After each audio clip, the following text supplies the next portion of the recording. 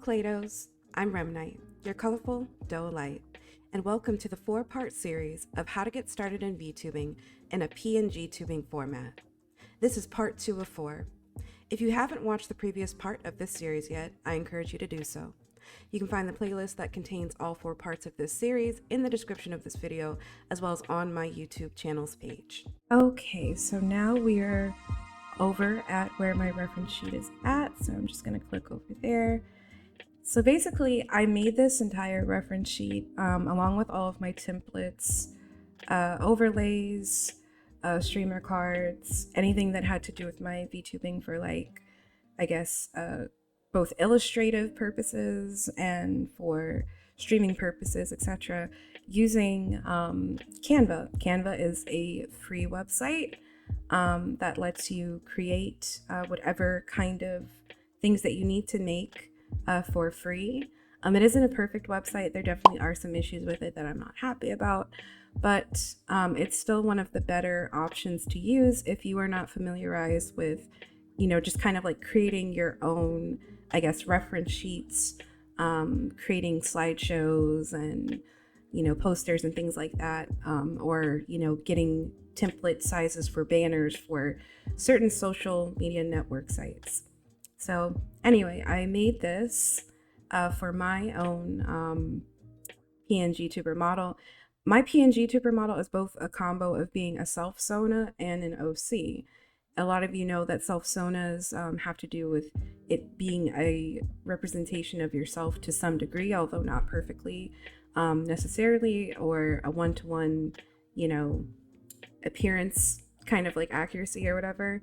And then original characters are like, characters that you have made up yourself. They have their own like little universe and world and personality and background, and have things that might be implemented into them from yourself or inspired by yourself, but also have differences and nuances.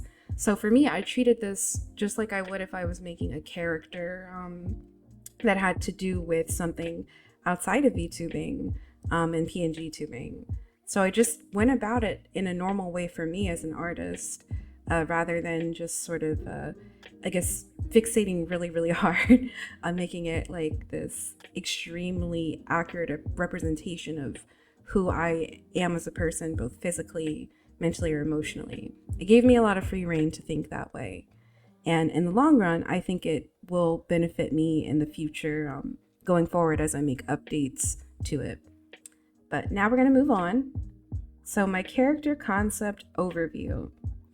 So for my character concept overview, I just wanted to make sure that whoever was going to read this reference sheet, whether it was just me looking at it to, kind of look at it again and understand what it is that I was taking and feeling and making with this character, I want the person reading about my character, reading about my PNGTuber model, the whole combo of it, to really understand like what they look like, what they are like, temperament, energy, all of that. I just wanted to make sure that that was clear to understand.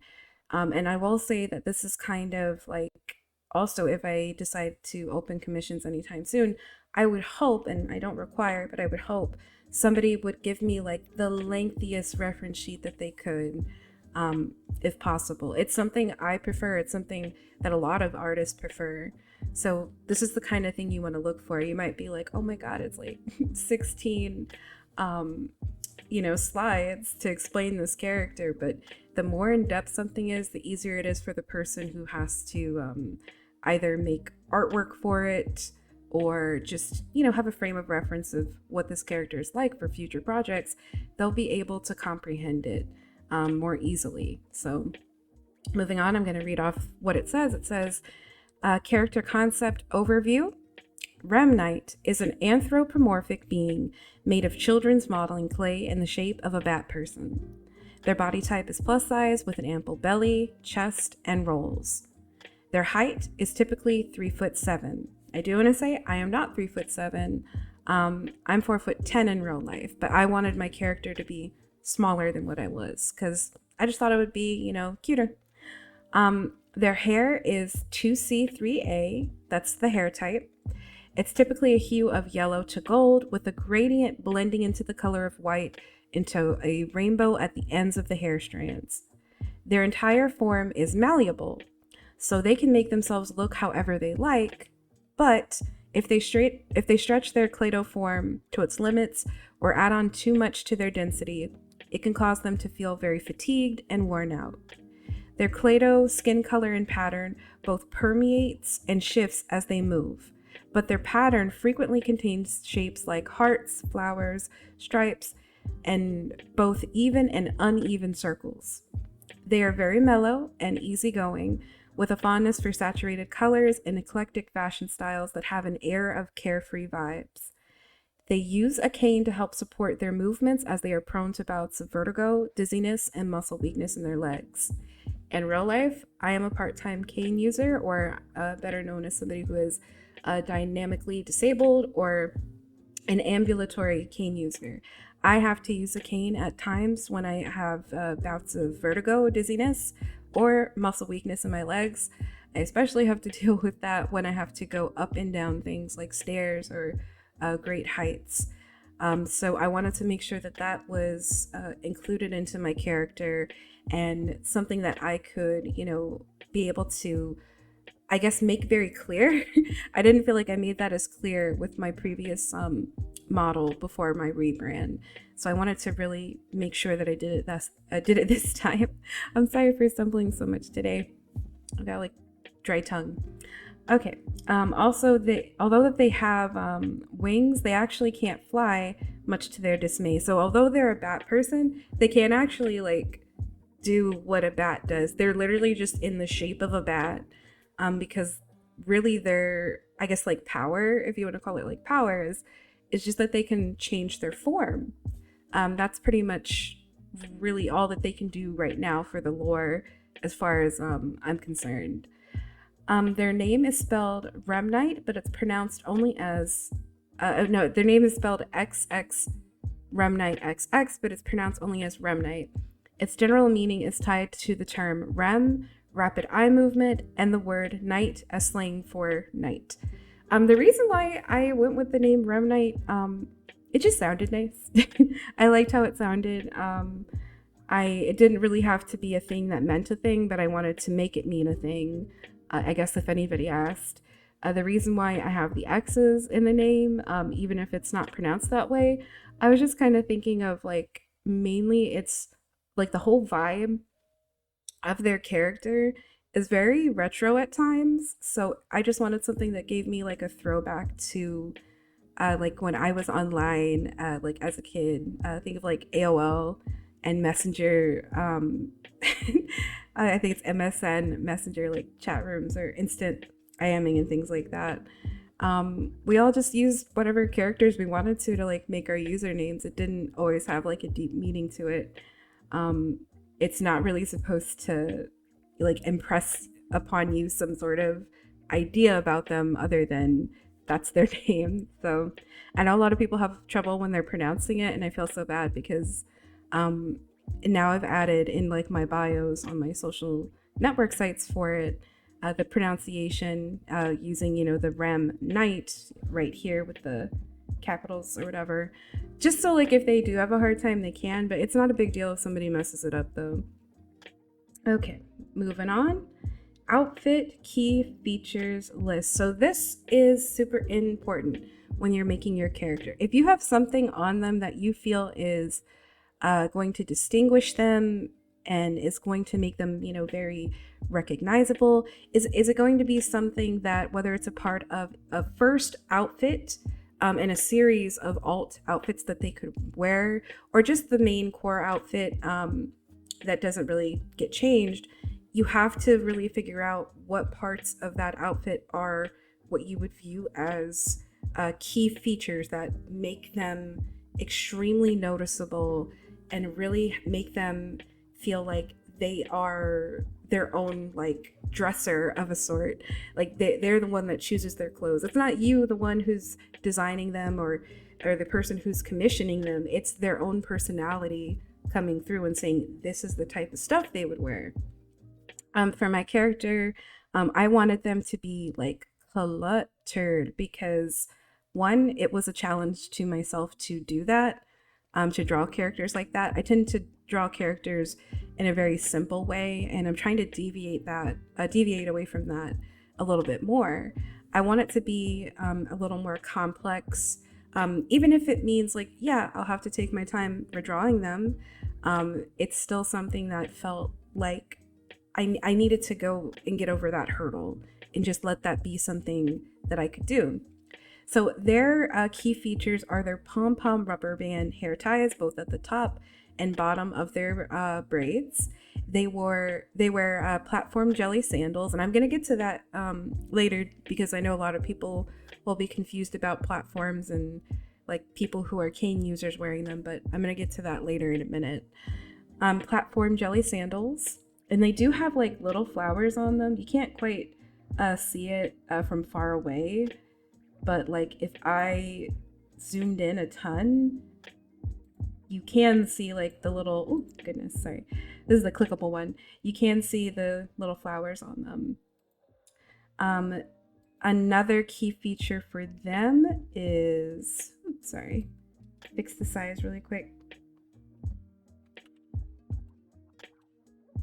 Okay, I think I fixed the size. All right.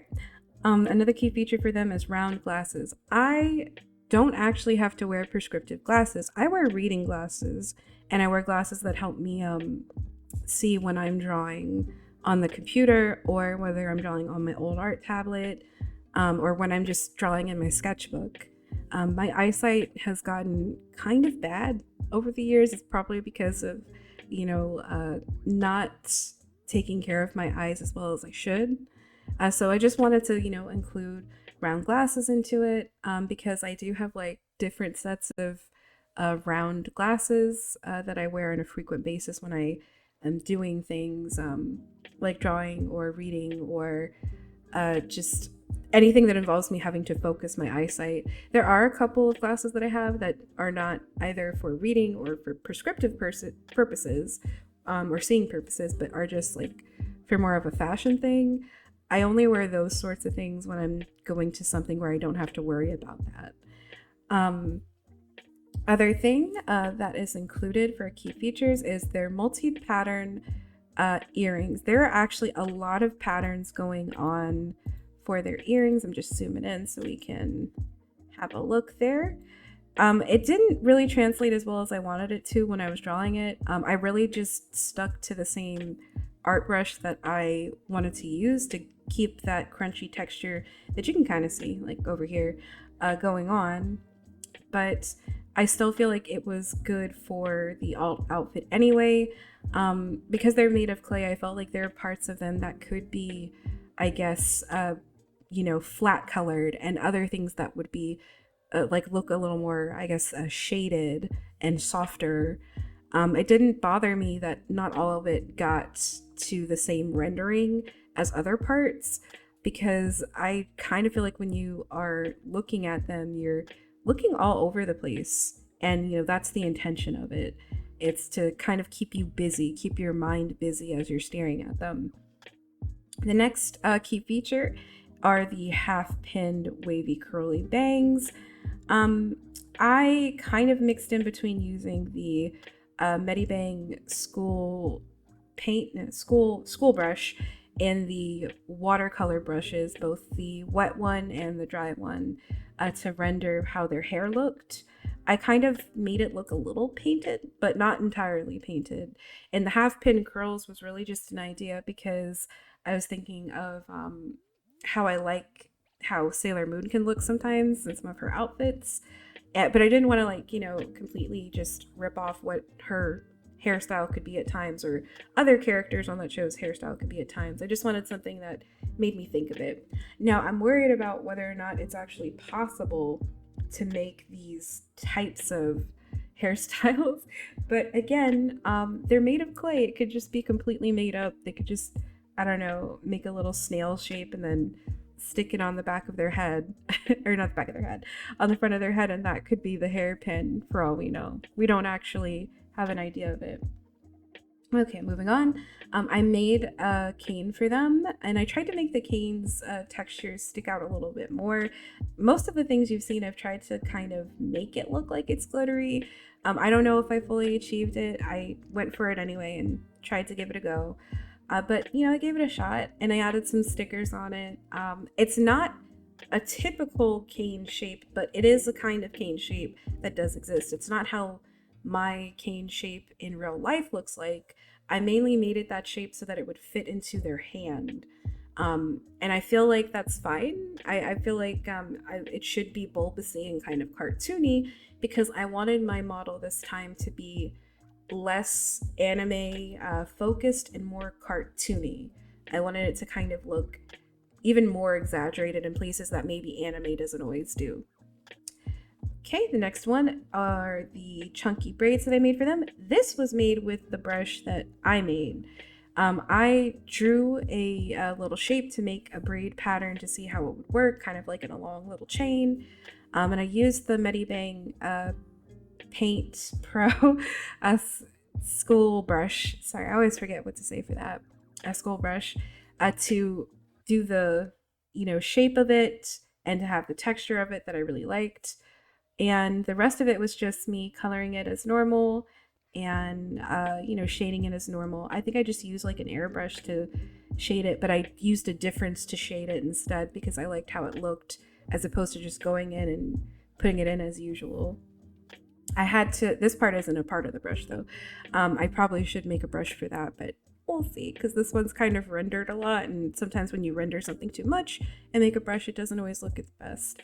But the end of it I made look like paintbrushes, you know, with a bunch of rainbows kind of at the end and little phrase with curls. I definitely want that to be something that's featured, or at least, you know, reference back to in other alt outfits. It might not always look the same with how the hair color can be or how the shape of the hair can be when it's tied into something, but I definitely wanted to make sure that it was like, you know, giving you kind of a nostalgic vibe when you look at their hair and you think about the fact that they're made of Play-Doh, and just thinking like, oh, okay, well, you know, that kind of takes me back to when I was a child or something. All right, we're going to read off the rest.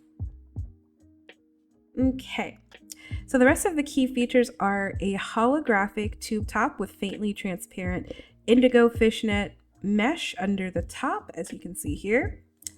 The rest is a purple choker with a pink horned green broken heart that has a texture as a metal locket. There is the colorful boa. It's made of like feathers. It might be like the faux feathers, like, you know, the really kind of, I guess, cheap kind, but still fun. There is a holographic mini skirt with green lace trim.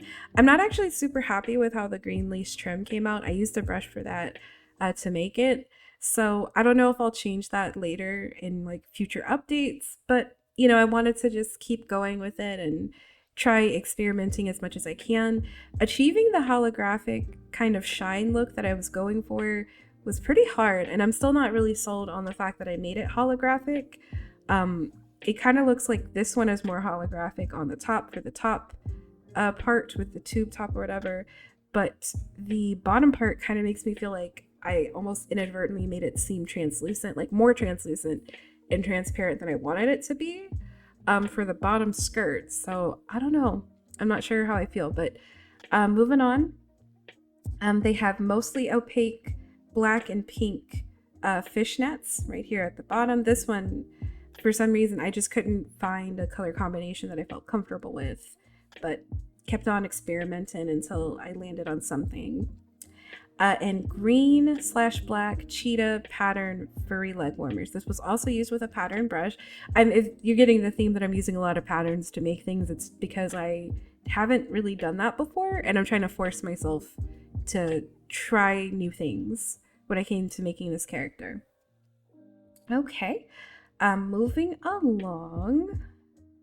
So now we have the front and back view. I want to also say, just really quick, I accidentally forgot to didn't color the outline of the underwear on them to be the same as the backside. It's a very small thing. I don't think it's like such a huge deal, but just letting you know I accidentally did that.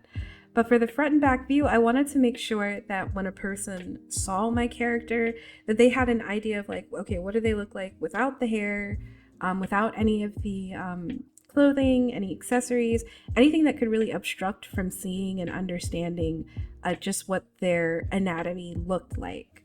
So that's what I chose to do. And actually, the front and back view and the other parts of the reference sheet that show off the body are more shaded than the original one because I didn't want to render it too far for my own art style of it. I liked the kind of different textured, flattish, mattish color scheme that I was kind of going for, like with them in general. Like if there's rendering going on, it's very, very small rendering for the most part for like their skin. So I didn't want to do too much. So that's why there's just a little bit of more shading and shine to this just to show. Okay, so let's see. Please note that the underwear for the backside was drawn slightly tighter and shorter to show off the rolls and buttock shape. That's true. I wanted to make sure that that was seen. I did not try to draw a back side of the arm because I'm going to be honest, I really didn't know how to make it look. I tried a tutorial where somebody showed you don't have to constantly flip your character in order to draw the backside of them, although that's a valid way to draw a character. I just, drew over what was the front side. It's the exact same shape. And I just sort of erased parts that didn't need to be there and filled in what I needed to put there so it could look like a backside. The arm length is disproportionate to short height, and it hangs much lower with legs being much shorter than is typical as well. So I didn't draw it in a way to the proportion. I purposefully made the arms much longer because I liked how that looked. I wanted them to look kind of like my own body type, but more exaggerated, a little more stocky, I guess. I can't say that my arms are longer. They don't go past like a very long point of my torso or whatever, but I am really short in real life, so I don't know. I just thought that would look kind of cuter on them for their, anatomy and such. The bat ears rest at the side of their head rather than on top. My reason for doing this, honestly, is I've seen what the typical shape of bat ears can be, and while I think it's like it's fine, it's definitely something that can be cute. I just thought it would be cuter having it on the side of the head instead. Plus, I already knew that I was going to give them extremely long, extremely chunky braids coming outside the back of their head, and I was going to let them have horns on their, head as well. And it just seemed like that would have been way too much going on. I could have made the horns smaller and achieved the same effect, but I already liked the idea of just putting it on the side instead. Reiterating again, there's noticeable back rolls if you ever draw them to the back. It's something that should definitely be noticeable whether they have clothing on or they're wearing something that's very form-fitting. They have very thick thighs and thick calves. They have prominent nails/claws on their hands and feet, and their claydoughs skin has a chalky shine to it. So I'm going to zoom in so we can look at that a little bit more. You can kind of see how the posterized effect is on this as well. It makes it look a little more retro. But the chalky shine is on there a little bit. I used the chalk brush to achieve that effect. And you can see the different nail colors. They actually oscillate from different colors. They're not the same on both hands or on both feet. Okay.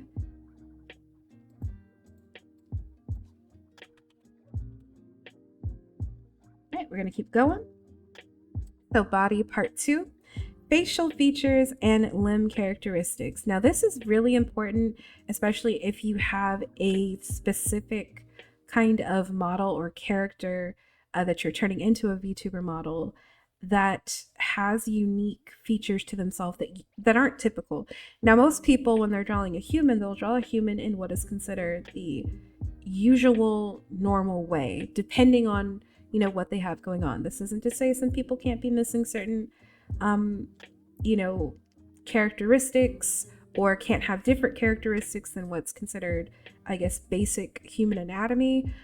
But this is more to say that if you're making something that's very unique to this character type, you want to make sure that the person who you have presented this reference sheet to can comprehend it. You want to make sure that you comprehend it yourself and really pay attention to it as well.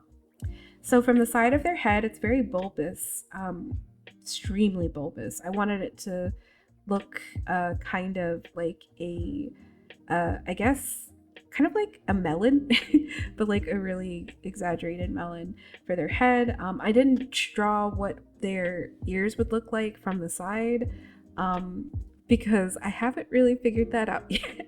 But maybe sometime I'll make myself do it so I can figure it out. It's going to be kind of difficult, especially because I added all those little frays and kind of little Play-Doh hairs, I guess. So I'll have to figure out how does that appear from that side. Their eyes are, you know, pretty large, and their horns rest a lot closer to where their eyes are than what you would think from the picture.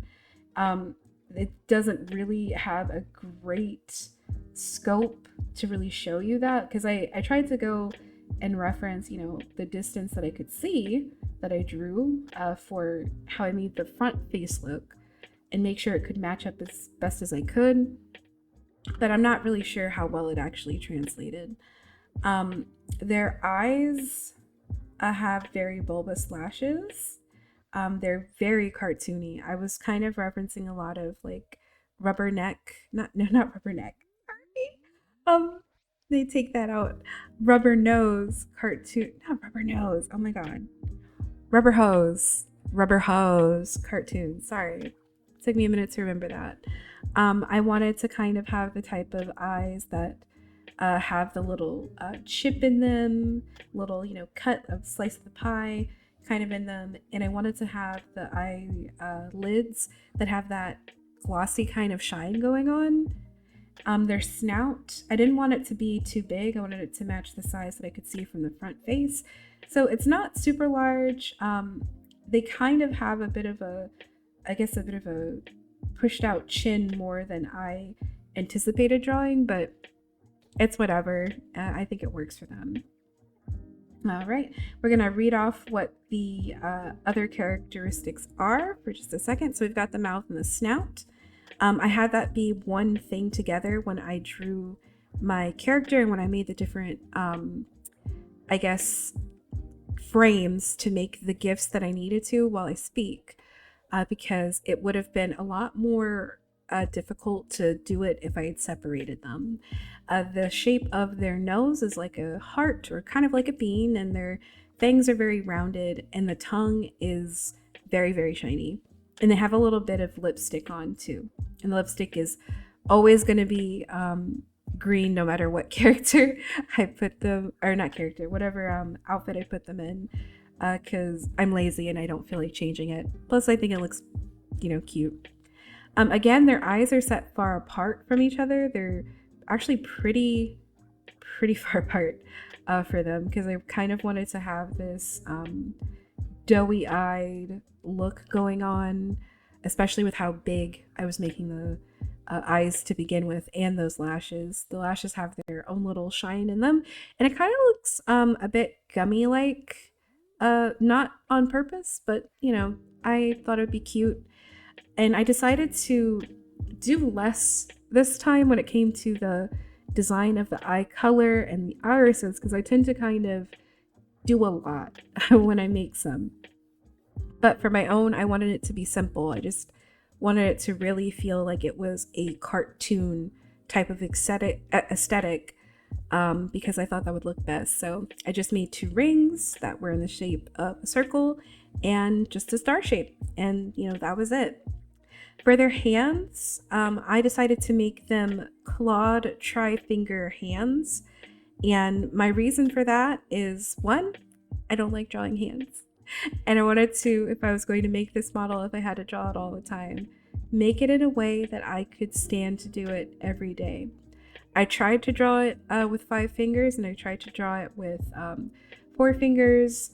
And while it didn't look horrible, I just didn't like it as much as I did with drawing the 3 fingers. I felt like if they can only see like the 3 fingers for the front view already, might as well just make it tri fingers and go from there. This also kind of made me do something that I never did before anyway. I never drew hands like this before.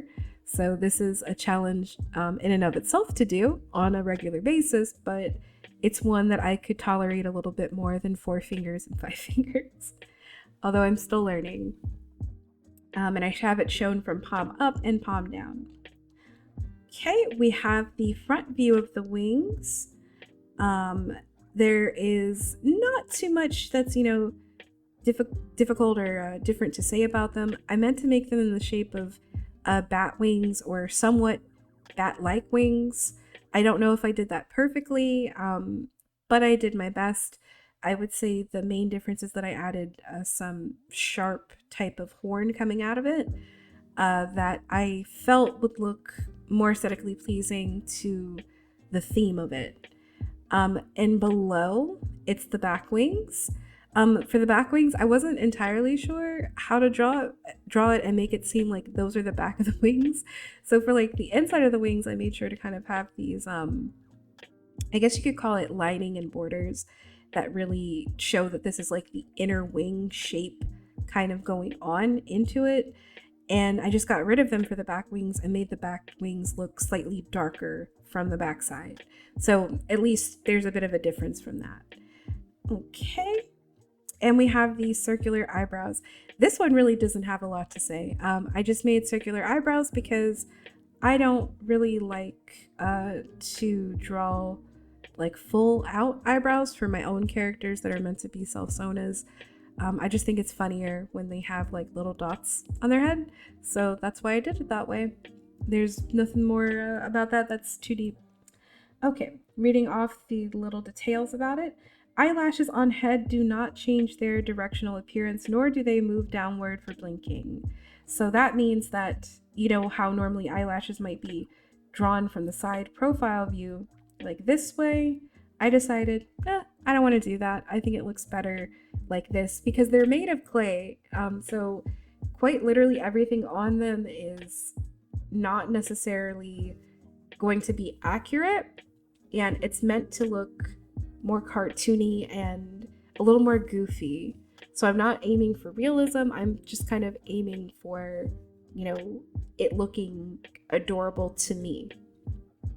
Okay. Eyelashes maintain the same appearance as if the face was always facing forward. So just said that. Only eyelid shine and shape of iris, eye rings, and star pupils give indication of the direction of the eye's view. So this does move. This does change. And so does the eyelid shine. Eyelids give the indication of blinking in a toony style. So the eyelashes don't fully come down. As you can see my character as I'm talking, and it's blinking. They don't come down at all. Only the eyelid comes down for my character. Okay, we're gonna move on. Color palette. Okay, I will say this ahead of time. When you're making your character or model reference sheet, you should definitely make the color palette as you go along with it or before it. I found it very annoying to do it after, just because I had everything on different layers and opacities and this, that, and the third, and filters, and I think I gave myself a headache with the way that I chose to do it. So it would probably be better to do this as you go along or have it planned out before you start the model as best as you can, or whatever. I'll say I didn't commit to everything at first. I kept changing my mind, but I pretty much just kept adding to my palette in Medibang Paint Pro, but I wasn't sectioning anything out or writing anything down. So it was kind of like, oh crap, I gotta organize it and put it together. So for the Clado skin, I just want to say two things, and also for the hair. That pattern, the pattern that you see both like on most of my streamer cards, overlays, um, for like any kind of like artwork stuff I do or whatever, that is the literal brush thing that I literal brush and skin pattern that I made for my model. I first drew all of the colors and the shapes into the skin um, flare of my model. I just did it like that, you know, as I was going. I didn't have any plans for it. I just was experimenting, and if it looked nice, I kept it. And then I saved how that looked. I made a brush out of my character, my PNGTuber's skin for it. So the Clado skin in and of itself is a pattern. And whenever I draw the character, it's never going to be this one-to-one thing where I'm always going to make sure that the exact same appearance of the stripes and the hearts and the, you know, flowers and the circles and other shapes inside of them for the pattern. It's not always going to be like exactly how it looks for how my model currently looks to you as I'm speaking to you, or for the reference sheet given. It's going to be like referenced for, like, you know, if I feel like it's relevant and that's what I want to do. But I'm mainly going to use that brush and let that be what is the characteristic of them being able to permeate and shift their pattern as they move, as they look in a different direction, as they're positioned at a different angle, as they're zoomed in on, as they're, you know, zoomed out on. So that's what, you know, that brush is mainly going to be for. It's not a perfect brush. I'm still kind of learning and trying to tweak it, and I might try to fix it and make it a little more seamless, because this was definitely not a seamless one. But a lot of the body shape will cut off the things that don't look right in the seam, and I can just go in and draw it and fix it how I please. But that's how the Clado skin for that pattern for this color palette is meant to function. For the hair, at the ends of the hair, as we discussed before, I wanted to make sure that people knew that there is a rainbow that has to be included when drawing the hair. The hair can absolutely change color for different things if I feel so inclined to, you know, for different alt outfits or holiday themes and such or whatever. But if it's ever drawn with the blonde hair as the core, I guess, aspect of the design of the hair, it has to include the gradient into the yellow to gold to white to the rainbow at the ends of the hair. Now, I will say, for the color palette in general, all of it is pretty much pulled from everything that I could think of that would balance itself out well to match in with the Clado skin and with the Clado ears. I wanted it to definitely be a rainbow, a very saturated one, not a ton of pastel colors, but I wanted to really feel like every part of, you know, how my model looked was vivid. So you have to keep that sort of thing in mind for yourself. What kind of color scheme, color palette do you really want to make sure that they have so that it all is, you know, kind of composed together well? Okay, moving on. So this one's a little bit longer. This is a lot of bit longer. And I am going to have to zoom in to read this part because I cannot see it from here. But fashion style and aesthetic, part 1 for the model's hair texture. And I want to say, I'm not going to be clicking on it or going to it, but if you want to see all of the references that I used to create this reference sheet for my model, excluding the parts that I drew myself, which I keep privately to myself, and won't upload anywhere, especially in this advent of AI,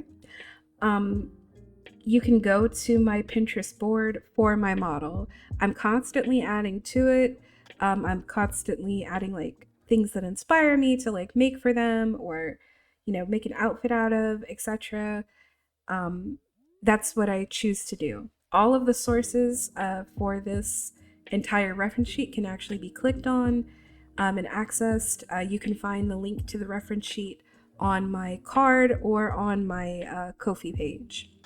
Okay, moving on. Okay, let's see. So I want to explain 2C/3A hair textures. I gave my PNGTuber model the same hair texture that I have. And although I'll get to another part later where I talk about something that's a little more personal and private, I wanted to make sure that my character could have hairstyles and I guess like hair looks, whatever you want to call it, that made sense for those textures, either separately or together. My hair is a blend of 2 hair textures from my parents, and this is just some of the ways that 2C/3A type hair textures can look either separately or together as its own texture. Everybody is different. It's not all the same though. So I'm going to read this off. And okay, I'm gonna really try to read this off. All right. 2C/3A hair textures are a mixture of the hair types of 2C and 3A. 2C falls within the type 2 category for wavy hair and is the waviest pattern within this group. It's important to consider the shape of your hair within a lock of hair. Waves can vary in shape, ranging from an S shape to a slight curl or a corkscrew. 2C waves often don't form a full corkscrew throughout the entire lock. This is what often makes it hard to decipher between wavy and curly when you have 2C hair. There are also multiple levels, A through C, in between each number type. The number group the various curl patterns from straight to coily. The letters signify the level of curliness within waves, curls, or coils. It can be tough. God, I have to fully zoom in. I'm so sorry. I did make this pretty tiny on Canva. That's my fault. It can be tough to tell the difference within the wavy hair category, but there are some slight differences. The type 2A hair is the loosest wave pattern and is close to straight hair, but has a slight bend that prevents it from laying as smooth as straight hair. Those with 2A hair can often wear a straighter look if they don't style their curls, or they can enhance their hair texture with styling techniques. The 2B hair is similar in that it can also be worn in a straighter look if not styled curly. This provides versatility for people with loose waves, and they can usually do heatless styles and do not experience a ton of frizz. These hair types are often less frizzy overall than 2C to 4C hair types. 2C hair may be unable to prevent frizz without products and be unable to achieve a smoothed out look when doing heatless styles because it has more bends and turns throughout. 2A to 2B hair may also find that they experience more oily hair because sebum can easily travel down the hair strand from the scalp. All type 2 hair patterns likely have an S shape, but 2C hair can have some ringlets throughout, especially on the ends. 2A to 2B hair will usually have straighter roots, and the S shape can start further down the hair shaft. Type 3 hair, also known as curly hair, is one of the 4 main types of hair. Sitting somewhere between wavy and coily, type can be further broken down into 3A, 3B, and 3C type hair. These subtypes depend on how tight the curls are. Type 3 hair tends to have some shine but can be prone to frizz. 3A is largest and loosest on the type 3 curls, with a silky but bouncy texture. Type 3 hair has shine and some frizz. Using medium hold products like the Flexi Gel or the Shine Jelly can help reduce frizz and keep your curls looking defined for longer. That was a plug from like the own site from the source that I quoted this from and like linked the information from, so you can look at that yourself. I'm not I'm not doing it. The most common chart for determining hair type is using the Andre Walker chart system created by Oprah Winfrey's stylist. It's a great way to identify your hair type and discover how to best look after your curls. Type 3 curly hair has more volume and texture at the root than wavy hair, but less so than coily hair. It can actually be easier to style than type 2 because the hair can hold down its own texture for longer. Corkscrew curls, type 3 hair curls range from looser, O-shaped curls to more tightly wound corkscrew curls. Frizz. type 3 hair tends to be more prone to frizz than type 2 or type 4. The curls are not tight enough to easily maintain the shape, but they're also not loose enough to easily keep moisture. Using styling products with good hold, especially gels that create a good gel cast, is essential to keep this curl type defined. Dryness due to these tighter curls, natural hair oils don't always reach the bottom of type 3 hair strands, and so curls can become dry, especially in between washes. Multiple patterns, type 3 hair often has different patterns across the head. It can even come to be wavy on the nape of the neck, depending on how often you wash your hair. The longer you wait, the looser the pattern will become. And that's all sourced from curlsmith.com for that frame of reference for that. I'm sorry that was very long, and I'm about to be sorry again for the next one that's longer.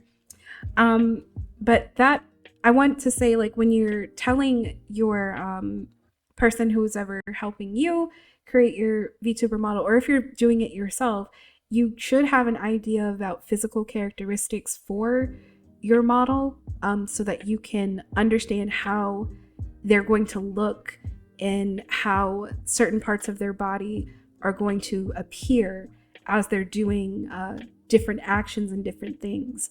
So you have to keep that in mind for curly hair. You have to keep that in mind for the anatomy of their body. If they're skinny or plus size, you have to keep that in mind if they are a character that is disabled. What within reason of all of those things is capable to happen for them as they move, as they sit, as they look at, the screen or whatever our frame of view is at different angles. So you have to keep all of those things in mind. Obviously, everybody is different, and not all of this is meant to say everybody is the same, or it has to be completely uniform to the definitions being spoken about here.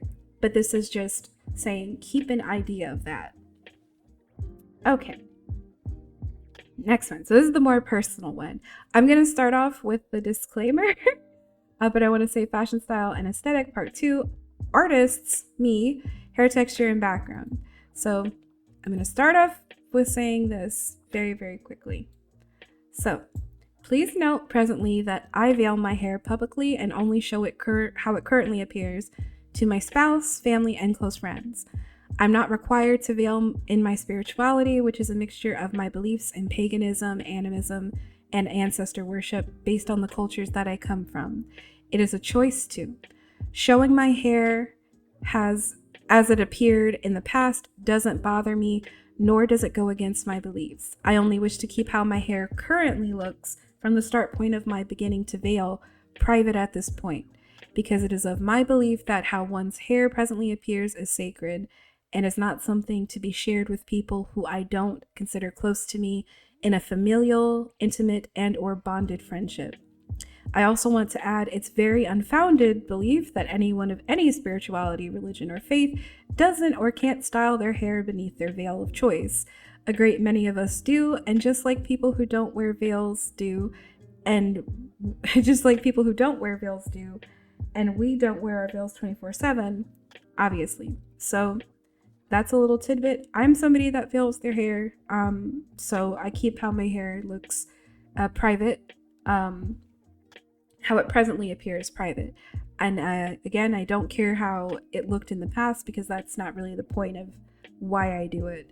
So moving on from that, here are a bunch of pictures of how my hair has appeared over the years. I have pictures from when I was like a baby, when I was like in kindergarten, and when I, all the way to me being like adult or whatever. So it's changed across the years. Oh, and I don't know why I wrote that. I guess I was supposed to say like, this is me, but it's not on the right person. So that's messed up for some reason. I don't know why. Wow, they're both not on the right anything. I'll have to fix that later.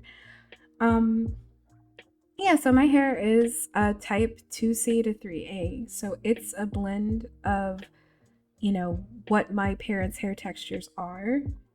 And you can kind of see like my parents. I've blurred out my face and their faces for privacy.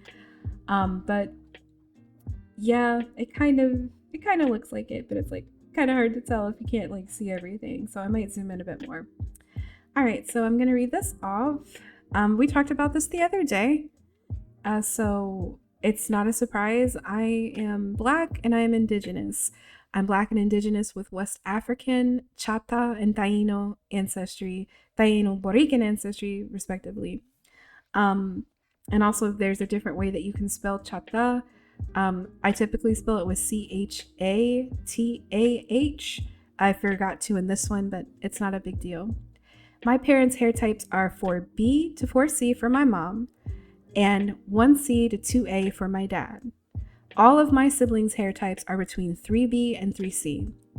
My siblings' hair can be relaxed, permed through various methods if desired, or flat ironed, as well as worn in sectioned out hairstyles for longer periods of time than what I can do.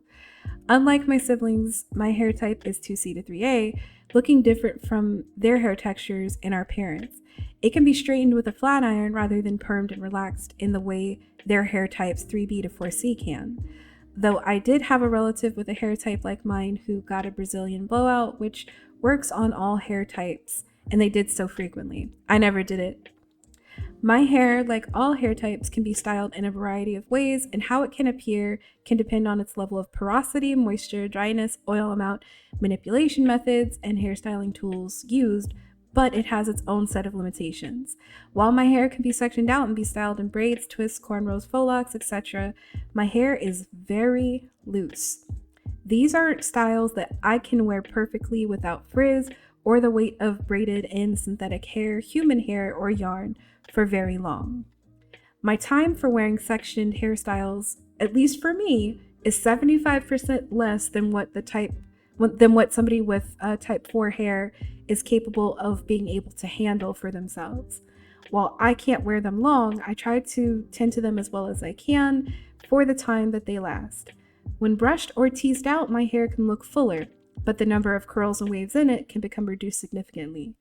The shorter my hair is, the shorter my hair is cut to, the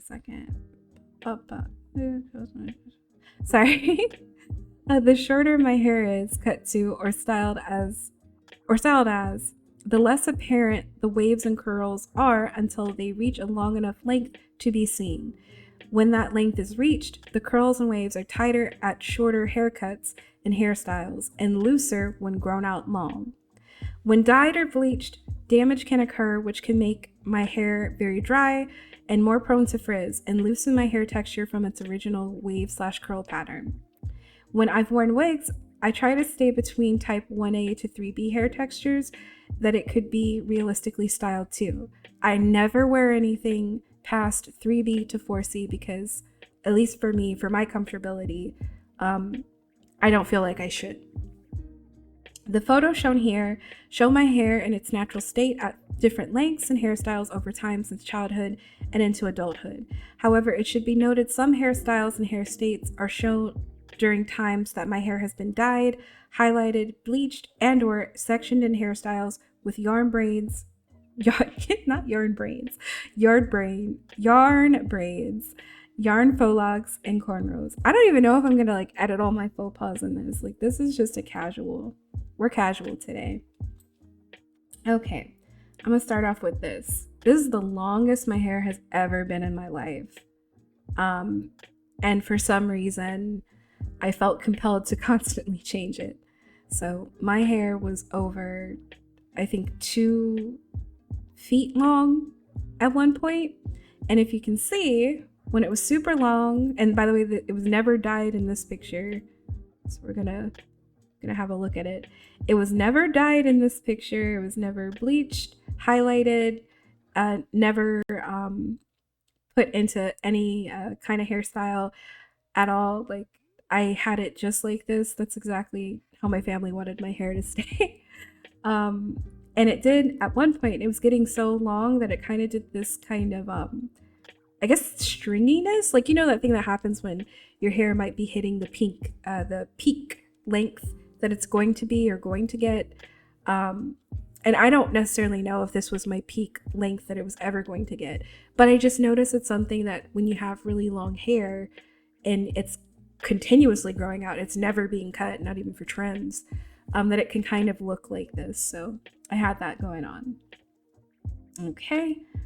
When I was a baby, my mom definitely used a lot of like hairstyling gels and things to kind of keep my curl pattern crisp, so that they looked really hydrated and more hydrated and stuff like that. So that's why it kind of looks like that over there.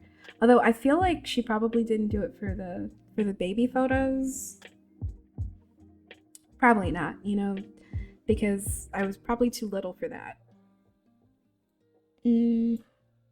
This is me with my siblings and my mom and with my dad. My hair was mainly put in like pigtails and like ponytails a lot as a kid. I only got to start wearing it without that when my mom felt like I would be responsible to not let it look too wild. You can't see my siblings' hair texture all that well. I feel like I'm zoomed at like 100% right now. You still can't see it. But this is like when they still got their hair cut as like babies. But if they didn't cut it, they would have froze. But I can't achieve something like that. Okay, this is when I cut my hair in middle school, and I also got like highlights into it. It did dry out a little bit. I did feel like my curl pattern and my wave pattern changed. This was in high school when I let a friend of mine straighten all of my hair. And I also think it was for like a photo that they needed to have done for like a class assignment or something.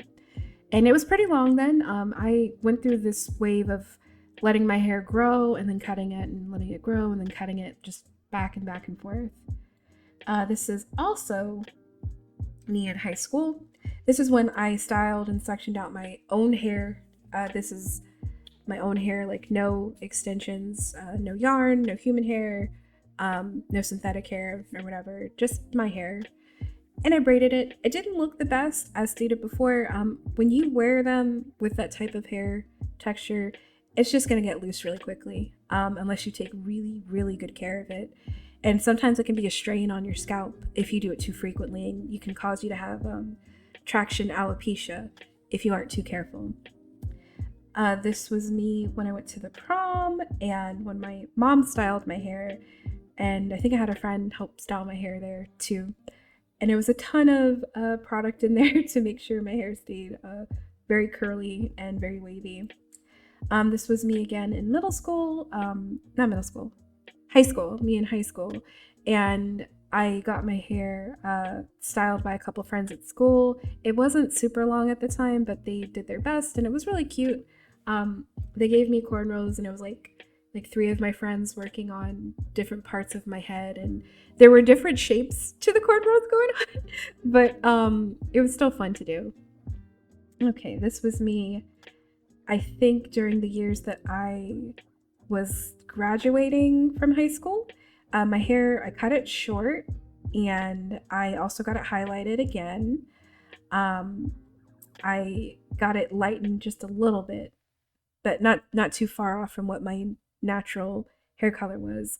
And it was still pretty curly. I don't really know what I did at the time to make it look that healthy, but that was it without too much product, if I recall. I don't think I even did anything to like smooth my edges or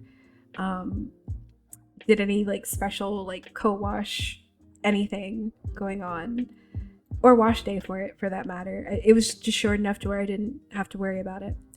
This was when I was I think in my early 20s. This was when I brushed out my hair and I didn't wash it for maybe 2 days. So it can look pretty full when I do it that way, but that's not how it looks naturally, but that's how it can look when manipulated. This is me in my 20s again. You can see the Yuri on Ice shirt. I styled my hair into faux locks, and I will say this, while I am so impressed with myself for being able to do that, and I did do a really good job on it, I was happy about it, it was still frizzy at the top, because my hair is just you can't get all of it in unless you're really good at it. And I'm not perfect at it. I'm like an amateur at it. When I wore those, I can't say that I wore them for very long. I might have had them on for, God, if a person with type 4 hair could wear it for like 2 to 3 months, and mine was 75% less, it could not have been longer than 2 or 3 weeks that I was able to have that hairstyle. So it's a lot of effort being put into it, but it makes me sad if I have to like take it out. So I haven't done it that often lately to try to style it that way. This is when I cut my hair again in my 20s. And this is when I kind of went through this phase of wearing, I guess, pigtails for a couple months and brushing out my pigtails so that they were very full. This was a couple months later, I think. It's still the same length, if you can kind of tell. And I did the split dye where I bleached one side of my hair and the other one looks totally normal and healthy, but this one I definitely damaged and ruined after that. This is another time in my 20s. This was when I had very short hair, but I was able to kind of tease and pick out my hair, so I could like pick it out into what's considered, I guess, a diet of an afro, but it's not a real afro. And I wore it that way for like a couple months, for a little while. And this was when I braided my hair. I didn't have that in for too long either. I just didn't want to mess with my hair for the winter too much. I still washed it and still took care of it and washed it in the ways you're supposed to wash it and clean it when you have a sectioned out hairstyle. But I let it get frizzy. I let it get, kind of like not gelled down and everything on every part of it over the frame of time that I wore it for that winter. And the last one is when I shaved my head for the first time in my life in my 30s. And yeah, I liked it that way for a while, and I had it that way for some time. But this is all to say that, my hair can look like many different things. And so if somebody is going to reference my character either as something that I'm commissioning them to draw or trying to do myself, or just give anybody who wants to look at the reference sheet and have an idea of, what was put into it, I very much put a lot of myself into it. And I wanted to make sure that it would be reasonable and not something that was without my ability to actually do for my own hair. Okay, now we're going to move on, finally. I'm so sorry. Goodness gracious. Okay. Fashion, style, and aesthetic, part 3, model hairstyles. So the types of hairstyles that I feel that my model can have that would make sense to have. So as stated in prior slides, Remnite's design for their hair is based on my own hair texture. Therefore, within the realm of reality and reason, they can have any hairstyle that I can style or have my hairstyle to be. So straightened hair, less wavy hair, slightly more curly hair, sectioned hairstyles, and or wigs are all within the realm of possibility. Remnite can be given any hairstyle and hair color within the limits of anyone's imagination. The hairstyles and hair colors I gravitate to designing new alternative outfits and looks for Remnite will incorporate a mixture of saturated or pastel rainbows kind of colors or blended color combos with hair that feels whimsical, retro, and a bit eccentric by conventional standards. Remnite hairstyles and hair colors should be one of the most prominent factors of their outfits, aside from their claydoughs skin color / pattern. Their hair is a character in and of itself, and it should convey to the viewers what their personality and overall vibes are like. And that is definitely what I had intended for my character. You can look through all these examples. I don't know if I'm going to keep zooming in on everything because the other ones, it was taking up time, but I want Remnite's hair, no matter how I am drawing them, to look like you can't look away. Like you are drawn to pay attention to them. I want it to be vivid, and I want it to be cute, and I also want it to be exaggerated. And I feel like that is something that suits that character, that model, for myself very well for them.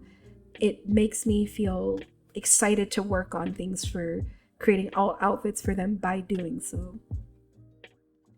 Okay. Let's see, moving on to nail preferences. So Remnite's nails/claws can be shaped in any way, as well as colored and patterned in any way. Their base appearance is the standard Clay-Doh skin color and pattern.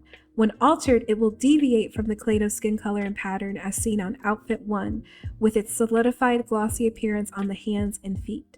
The styles that appeal the most to Remnite are those that are either long, have a lot of color, interesting patterns, or textures, and overall sets that are themed to match the vibe of the outfit they're paired up with.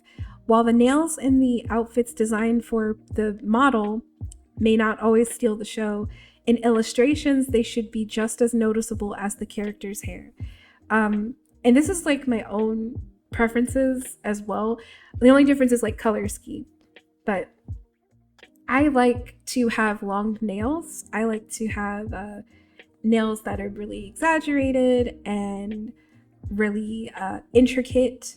Sometimes I do like, the quick press on nails. Sometimes I try to do mine myself. Only a couple times in my life have I gone to the salon to get them done by somebody else. Because, it costs money to do the sets, truthfully. But pretty much like any style that you can think of that matches in with the vivid colors and the retro themes and being very, exaggerated and dramatic, that's something that would be on my character. And those are things that you have to think about as well for your own model. The type of hairstyles that would make sense for them to be wearing, the type of fashion sense that they would have. You really want to feel like this is a person that you're making, and maybe it is you or an extension of yourself or somebody completely different than yourself, but you want to make them feel authentic. Okay, now we've moved on to outfit preferences. Outfits for Remnite are the epitome of look at me. They are fully intended to grab the attention of the viewers, whether by the fabric's texture, the patterns on it, the color combinations, or simply how it accentuates Remnite shape. It should never be boring. When designing Remnite's model, I had many fashion eras in mind and fashion styles that rose to prominence during them. If I had to pin a timeline to pull from to refer to their fashion sense, I'd say it rests anywhere from the 60s into the late 2000s, but with great emphasis placed on them wearing outfits that really allude to their love for looking dolled up no matter what the occasion is. Even their most casual outfits should seem like they put some thought into the ensemble, even if it's not a formal affair. Their passion for fashion is very apparent and should never be minimized. So again, for Remnite's model, I wanted it to be like, I guess, how I wish I would have been able to or have permission to dress if I was a kid again. A lot of it, you can't, I guess you can kind of look at it and be like, oh, but, it could fall into any era. That seems really vague, but it's really not that vague. It's just saying it could be a wide array of things that they could dress as, but it's very apparent what, makes sense for Remnite and the vibe of them. It needs to be something that clings to their body and accentuates their shape. It needs to be something that lets you really see the details in the outfit. It needs to be something with a little bit of, shine to it if there's shine to be had. There needs to be patterns, there needs to be textures that really grab our attention. And overall, it has to be something that feels authentic to them in their closet. So you can see all the things that I feel like I would put them in, all the things that I think would make sense for them to wear. And that's something that you have to consider for yourself. What would you put your character in? What would you think that they would wear on a Tuesday in the afternoon getting coffee? Or what would they wear at a concert? What would they wear going to work? What would they wear going to like a party? What would they wear going to, I guess, on a road trip or something? You really have to start thinking about it like they are real people. Otherwise, it's never going to really come across that what you're making is realistic or something for the viewer if you're getting into VTubing for that reason, or for yourself to be interested in. If it can't excite you, then you have to find a way to make it exciting for yourself or exciting for the viewer who's watching you. Okay. Next one is shoes. Now, while you might assume, and this is me coming back to the whole cane thing in platforms. Now, while you might assume that someone who is disabled with a disability that affects their mobility wouldn't wear shoes that are wow, I can't make sentences on this. I got so many typos. I'm sorry. Wear shoes that make them much taller, have heels, or are very wide, you would be wrong. It depends on the person, and not everyone's experience with how they move and how what they wear can impact the aspect of their lives in necessarily the same way. Okay, I'm not editing this. I apparently can't write, or when I wrote this, I was half asleep.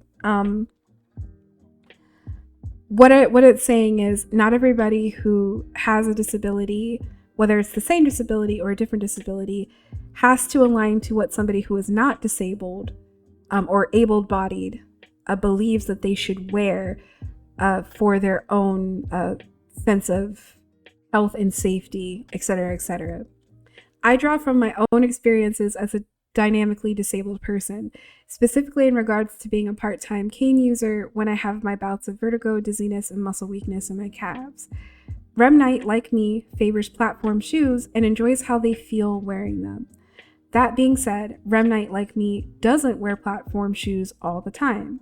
They also wear flat shoes like faux fur boots, sneakers, tennis shoes, sandals, and the like.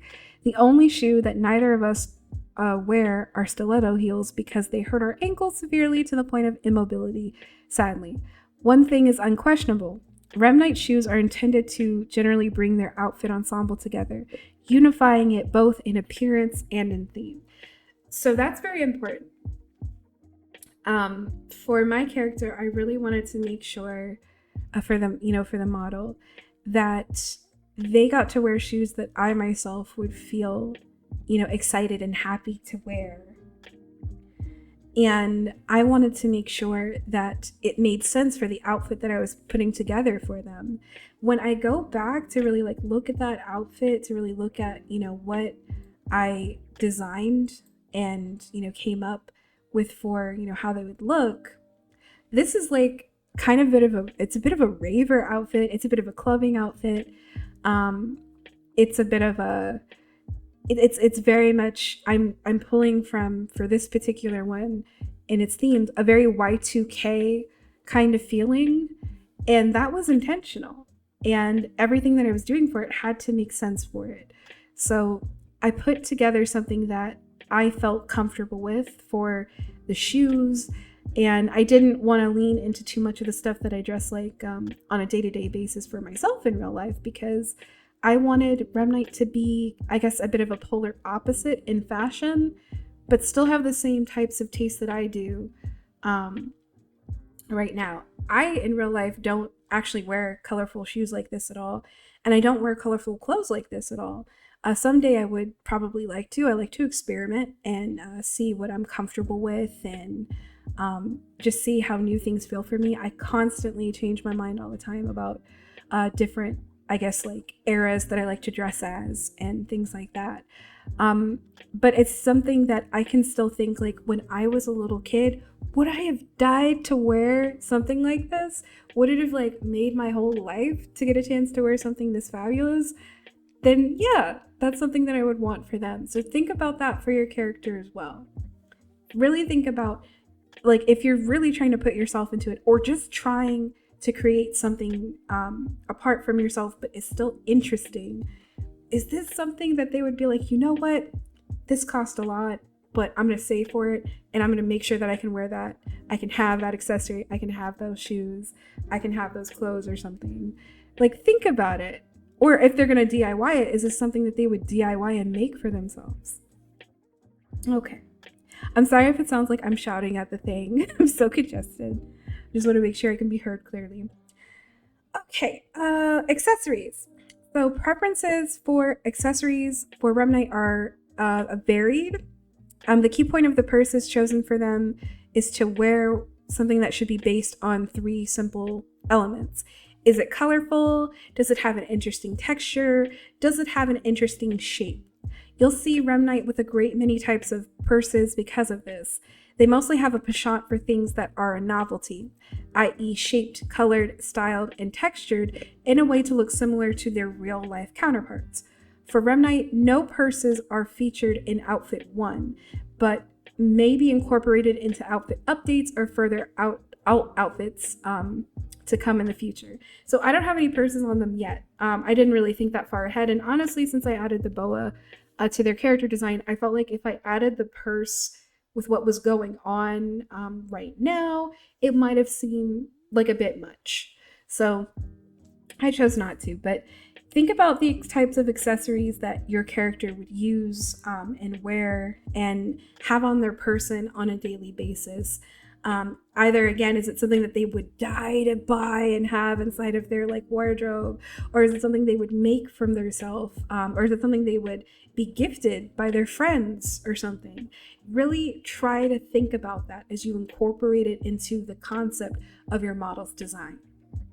All right, moving on. Accessories part 2. Other accessories that would be very common for Remnite to use or wear are glasses, as I talked about before, usually round or novelty shaped like hearts or flowers. Square shaped glasses can be worn too, but not that often. I do have like 2 square shaped glasses, but I do not wear them out in public. Earrings, chunky, dangly, and again shaped for novelty. Chokers, typically worn with a dangling object with a shape like a heart, stars, or flowers. Got that there. Got that there. Bracelets. Although again not shown in current outfit 1, in the future bracelets will be many and layered on together with various designs. These 2 are absolutely Decora inspired, like no question. Although I don't know if I would have put it with like the raver outfit necessarily. It probably could have worked, but the way that I had everything set out for the boa on them and the way I had their hairstyle and everything, I think it would have distracted too much. I want it to be kind of distracting for them, but not a ton. Okay. Other things that they would wear are leggings or fishnets. They can be patterned and have transparency, be opaque, or be combined together. There can be holes / distress marks that are in them as well, although it's not required. Leg warmers, classic leg warmers, and fuzzy leg warmers on outfits where legs clearly show doesn't look too good with longer length outfits. So I would only put it on things that have shorter length going on over here, as you can see. And a lot of this, for all the styles that are being talked about, like, yes, it's going from 60s to late 2000s, but a lot of it is pulled from like a lot of things that I've seen for J fashion. And that's just something that I've been a big fan of since I was little. Okay. Hair accessories. Hair clips, barrettes, hairpins, etc. should be relevant to the hairstyle being shown off and don't look too out of place in terms of design, nor be forgettable to look at. So if there were going to be anything placed in the hair for an outfit that I was making, it would have to be copacetic with whatever's going on for that design. And it would need to be something that could be, seen, actually seen. It can't be so small that what do I even have it there for? Okay. Feather boas, we already talked about this, but yes, if I have them in the outfits, they should be fluffy, and they should be very textured, and they should have a little bit of a gleam going on to them. Matte ones are fine, although I prefer the kind of feather boas that are shiny. Flip phones. Flip phones should be vibrant and bedazzled all over for the PNGTuber model. They can also be held in Remnite's free hand that isn't holding their cane.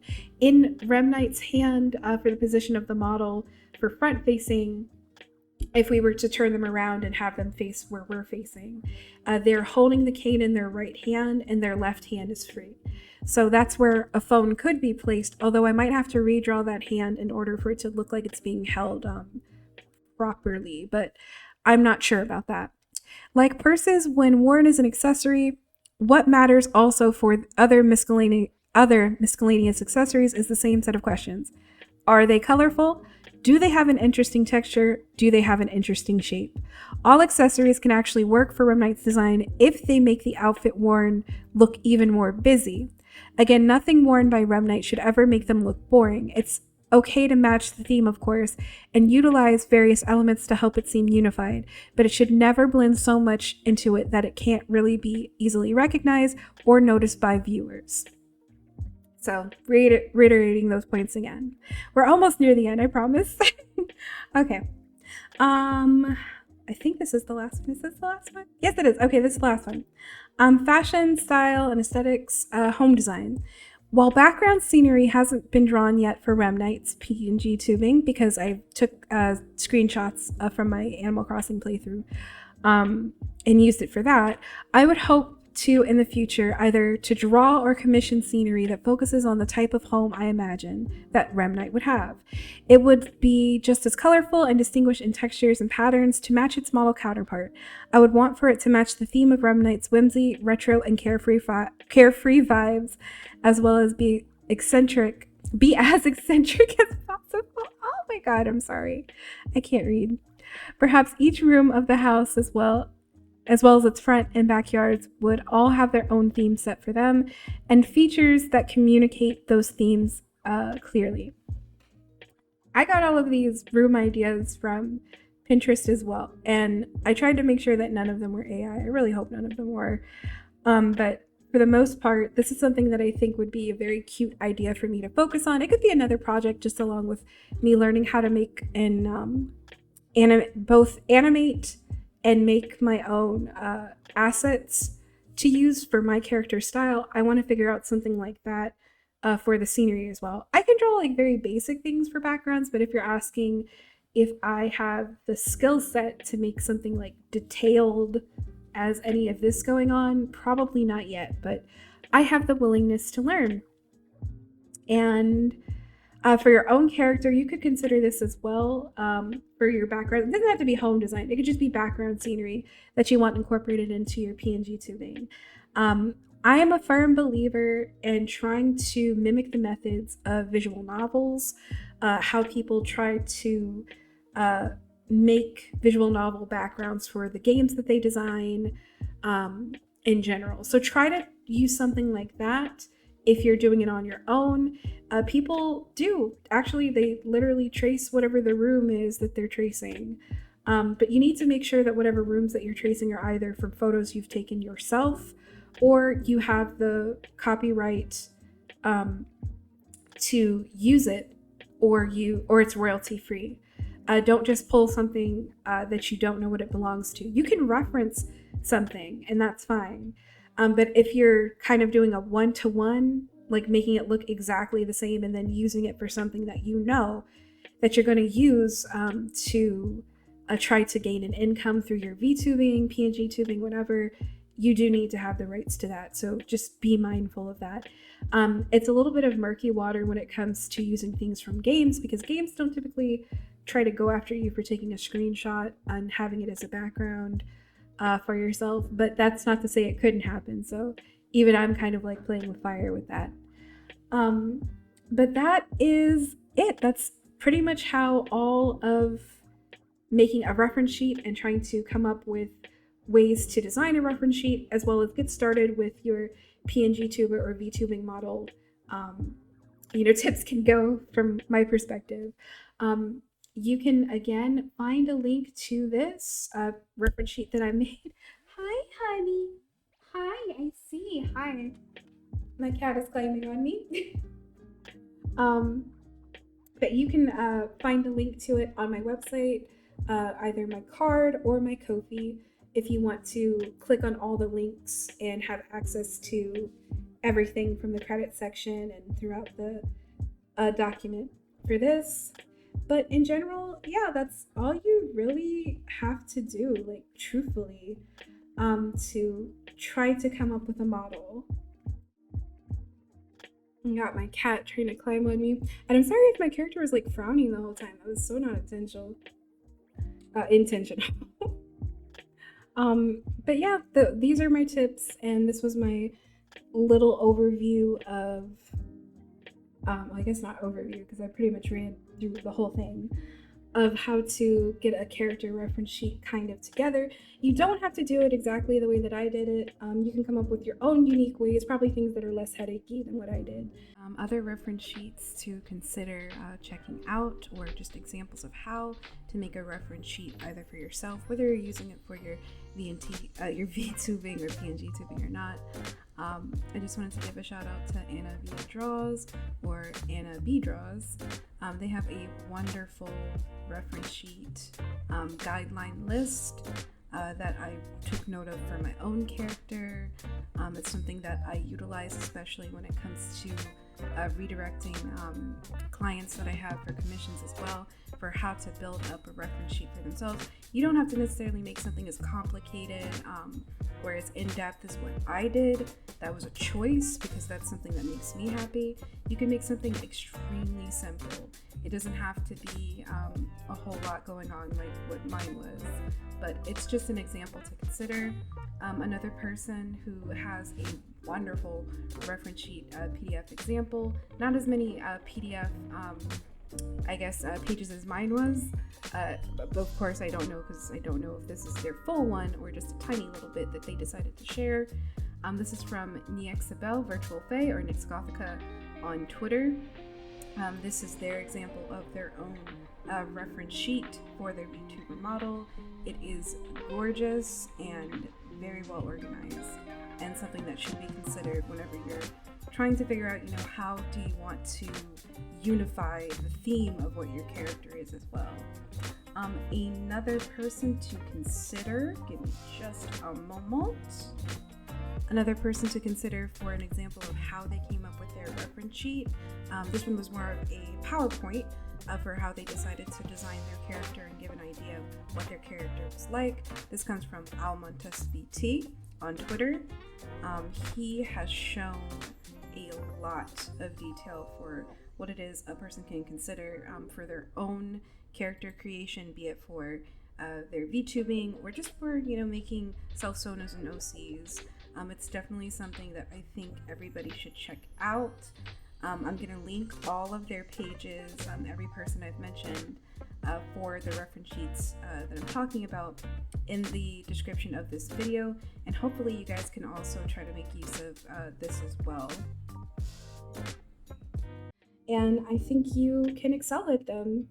Just remember that whatever you're wanting to do, you have to feel excited for it, and you have to feel an affinity for what you're working on. If it's something that you don't feel connected to, you will not get a result that will, I guess, make you happy or make you satisfied. So just keep that into consideration. But yeah, all right. Well, all in all, I had a delightful time, and I hope you did as well. I hope you guys have a good morning, evening, and night. I will clay again with you soon.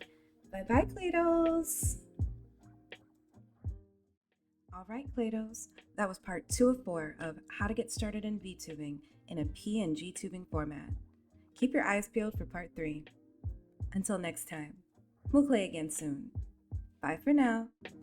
Hey claydoughs, before you go, I have just one more thing to say.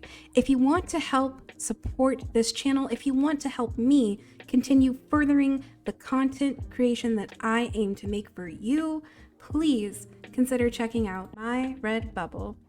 In my Redbubble, I have 5 designs, and I've started 2 collections that will be exclusive to Redbubble and Redbubble only.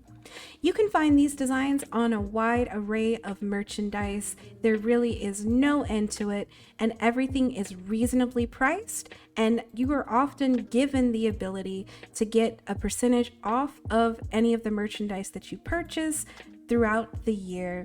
Truly, it really is affordable, and it does help me in my day-to-day life and with my VTubing. So I hope you'll consider it. I'll be adding more and more designs as much as I possibly can throughout the year to it. Please consider checking out my Ko-fi page.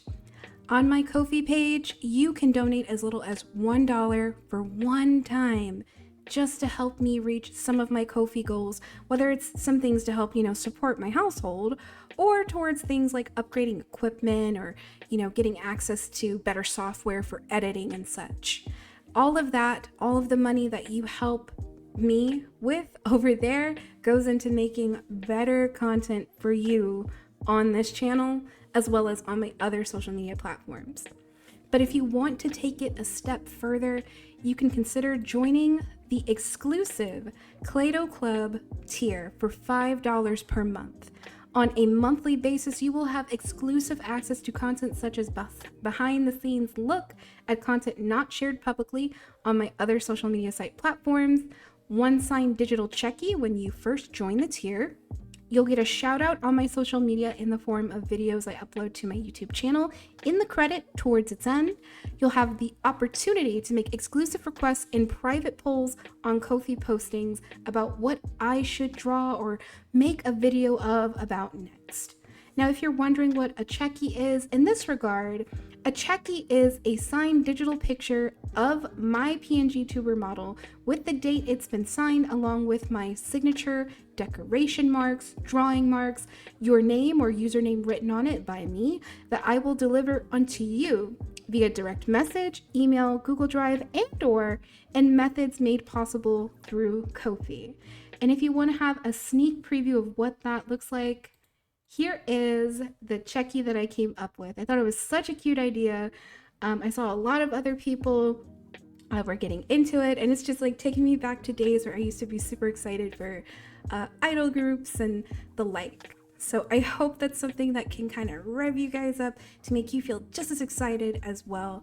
And maybe, just see that, hey, you get a little something out of this. If you help me with my content creation, you get all of the things that I want to produce and bring to this channel and bring to my other social media platforms faster. Far, far faster than I could do without the support. Well, that's all I've got to say. So yes, I'm sorry for the plug, but I hope y'all understand. Even a Claydo's gotta eat and, make the content that they want to make. So with all that being said, have a delightful time, you guys. I will clay again with you soon. Bye.